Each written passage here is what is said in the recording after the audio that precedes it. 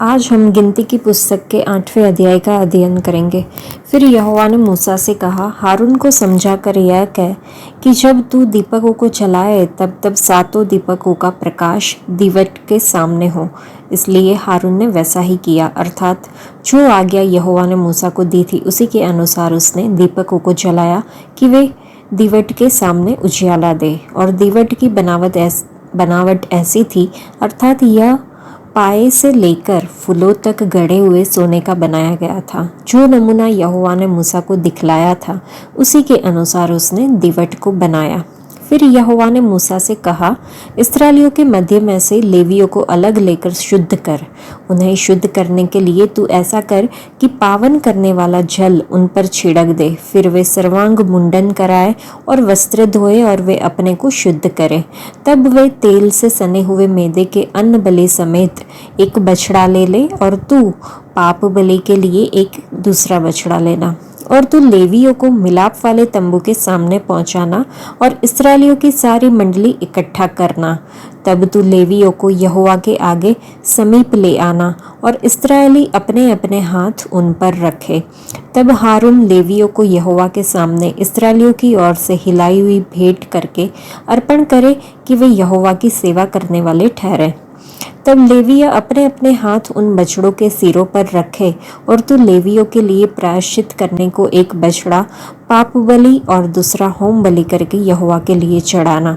और लेवियों को हारून और उसके पुत्रों के सम्मुख खड़ा करना और उनको हिलाने की भेंट के लिए यहोवा को अर्पण करना।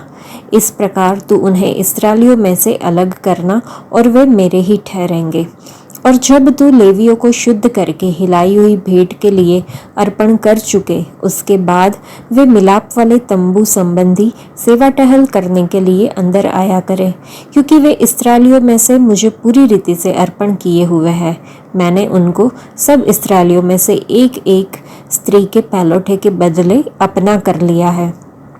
इस्राएलियों के पहलौठे चाहे मनुष्य के हो चाहे पशु के हो, सब मेरे हैं, क्योंकि मैंने उन्हें उस समय अपने लिए पवित्र ठहराया जब मैंने मिस्र देश के सब पहलौठों को मार डाला। और मैंने इस्राएलियों के सब पहलौठों के बदले लेवियों को लिया है।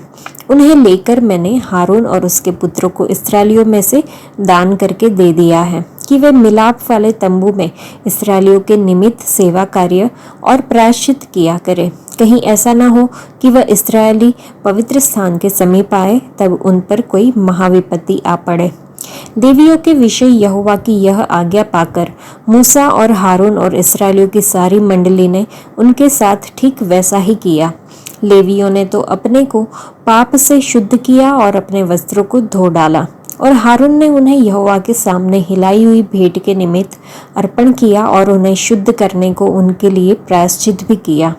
और उसके बाद लेवीय हारून और उसके पुत्रों के सामने मिलाप वाले तंबू में अपना अपना सेवा कार्य करने लग गए। और जो आज्ञा यहोवा ने मूसा को लेवियों के विषय में दी थी उसी के अनुसार वे उनसे व्यवहार करने लगे। फिर यहोवा ने मूसा से कहा, जो लेवियों को करना है वह ये है कि 25 वर्ष की आयु से लेकर उससे अधिक आयु में वे मिलाप वाले तंबू संबंधी काम करने के लिए भीतर उपस्थित हुआ करें। और जब 50 वर्ष के हो तो फिर उस सेवा के लिए न आए और न काम करे, परंतु वे अपने भाई बंधुओं के साथ मिलाप वाले तंबू के पास रक्षा का काम किया करें और किसी प्रकार का सेवा कार्य न करे। लेवियों को जो जो काम सौंपे जाए उनके विषय तू उनसे ऐसा ही करना।